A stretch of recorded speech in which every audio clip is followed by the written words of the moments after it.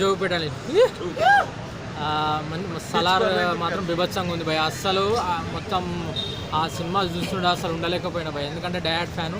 Cinema మాత్రం వేరే level ఉంది భయ్య. ఆ ఫైట్లు చూడాలి, ఆ ట్రక్స్ షూట్ చేస్తూ ఉంటాడు, ట్రక్స్ లేచిపోతుంటాయి భయ్య. ఆ ట్రక్స్ ఆ సీన్ మాత్రం వస్తున్నది. ఇంకొక సీన్ మాత్రం ఫైట్లో నుంచి డైలాగ్స్ కేజీఎఫ్ ఒక 100 కేజీఎఫ్లు చూసినట్లు అనిపించింది భయ్య సినిమా చూస్తుంటే. సినిమాలో ప్రభాస్ ఎంతసేపు కనిపించాడు భయ్య? 1 అవర్ కంటే ఎక్కువ మొత్తం సినిమా ప్రభాస్ పైనే నడుస్తుంది భయ్య మొత్తం. ఎందుకంటే ఆ సినిమాలో ఉందే ప్రభాస్ అన్న కోసం.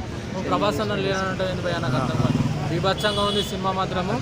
ఆ ఫైట్ సీన్స్ శృతి హాసన్ అయితే డీసెంట్గా అనిపించినాం కానీ డీసెంట్ లేదు భయ్య. మొత్తం వైల్డ్ క్యారెక్టర్ శృతి హాసన్ది.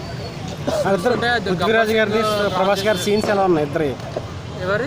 ప్రభాస్ గారి పృథ్వీరాజ్ గారి. పృథ్వీరాజ్ ఆ ఫైట్లు మనం ముందు అనుకుంటాం, అరే వీళ్ళిద్దరు ఫ్రెండ్షిప్ అప్ప బాబు అనిపిస్తుంది, కానీ తర్వాత వాళ్ళిద్దరు మధ్యలో చేంజింగ్స్ జరుగుతుంటాయి. అది లాస్ట్లో రివీల్ అవుతుంది, దాన్ని చెప్తలేను. కానీ మాత్రం వాళ్ళిద్దరు తర్వాత మాత్రం రివీల్ అవుతుంది చూడు.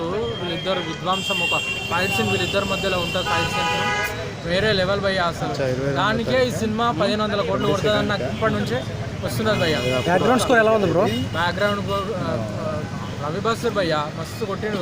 కేజీఎఫ్ గుర్తుకొచ్చింది నాకైతే, ఆ మ్యూజిక్ అది విభత్సంగా అనిపించింది నాకైతే. బాహుబలి 2 మించిపోద్ది అంటారా? ఖచ్చితంగా బాహుబలి 2 ఉండదు, పక్కా బాహుబలిని క్రాస్ చేస్తుంది అంతే.